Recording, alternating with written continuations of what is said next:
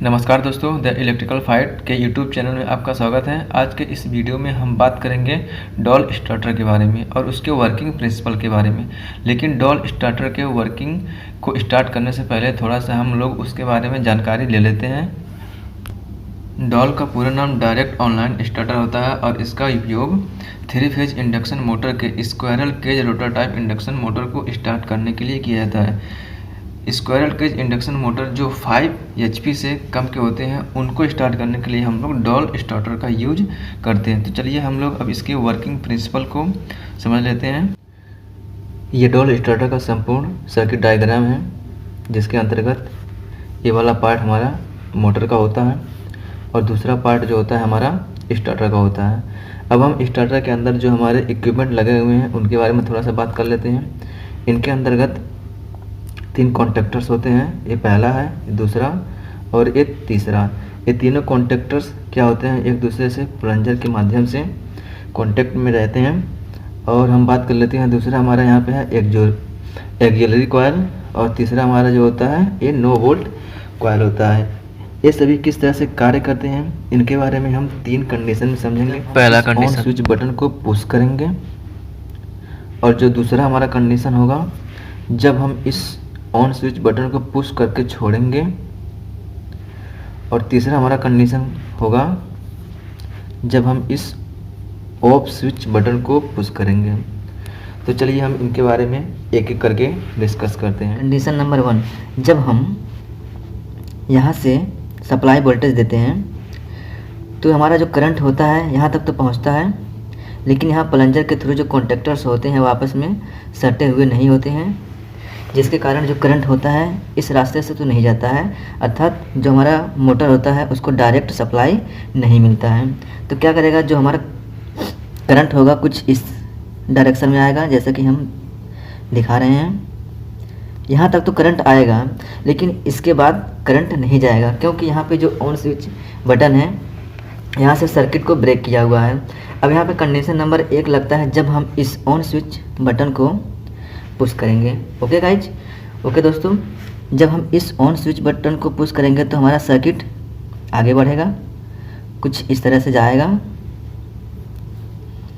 और यहाँ से होते हुए जो हमारा ये 9 वोल्ट कॉयल है इससे होते हुए ये पुनः हमारा वाई में पहुँच जाएगा। जो हमारा सर्किट कंप्लीट होता है और जो करंट का फ्लो होता है इस डायरेक्शन में होने लगता है।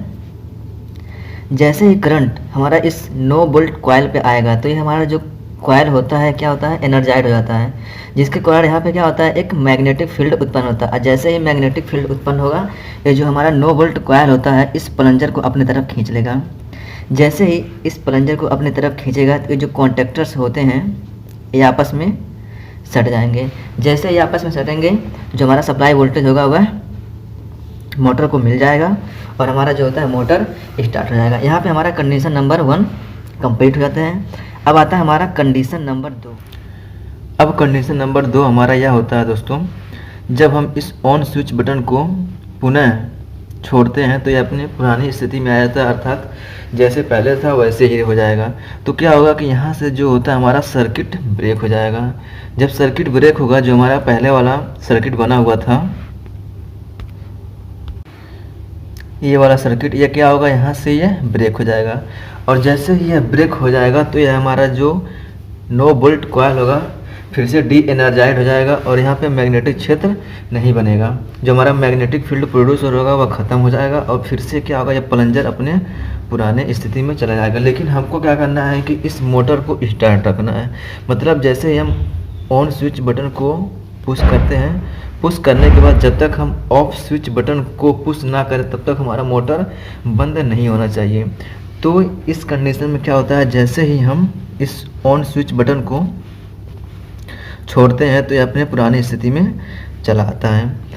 इस समय क्या होता है कि जब हम पहले वाले कंडीशन की बात करें तो उस कंडीशन में ये जो प्लंजर होता है क्या अपने तरफ खींचता है। जैसे ही प्लंजर 9 वोल्ट कॉइल की तरफ आएगा तो ये जो चारों कॉन्टेक्टर्स होते हैं चारों को चारों आपस में सट जाते हैं। तो क्या होता है कि दोस्तों जब इस ऑन स्विच बटन को हम पुनः छोड़ते हैं तो यहाँ से तो सर्किट ब्रेक हो जाता है, लेकिन जो हमारा दूसरा सर्किट हो जाता है वह कुछ इस तरह से बन जाएगा। ध्यान से देखिएगा।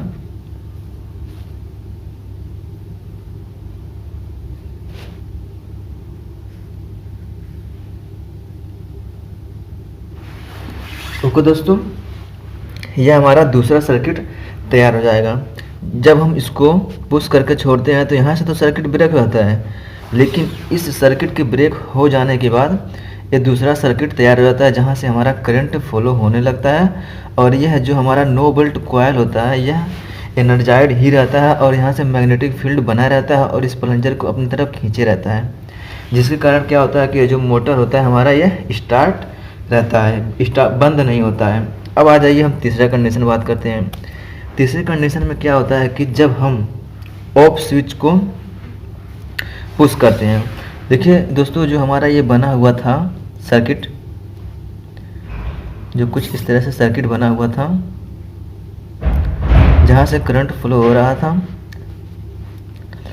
अब तीसरा कंडीशन में क्या होगा, जब हम इस बटन को पुश करेंगे तो क्या होगा कि जो हमारा ये सर्किट होगा यहाँ से सर्किट ब्रेक हो जाएगा। और जैसे ये सर्किट ब्रेक होगा तो हमारा ये 9 वोल्ट कॉइल जो होता है डी एनर्जाइड हो जाएगा और यहाँ से जो मैग्नेटिक फील्ड प्रोड्यूस हो खत्म हो जाएगा और फिर से यह और जो प्लंजर होता है वह अपनी पुरानी स्थिति में फिर से आ जाता है और जो ये तीनों कॉन्टैक्टर होते हैं वो अलग हो जाते हैं, जिससे क्या होता है कि जो हमारा सप्लाई वोल्टेज होता है वह मोटर को आना बंद हो जाता है और मोटर हमारा पूरी तरह से स्टॉप हो जाता है। आपको डॉल स्टार्टर की वर्किंग पूरी तरह से अच्छे से समझ में आ गई होगी। अगर अच्छे से समझ में नहीं आई है तो आप इस वीडियो को एक बार और देखिए, आपको ज़रूर अच्छे से समझ में आ जाएगा।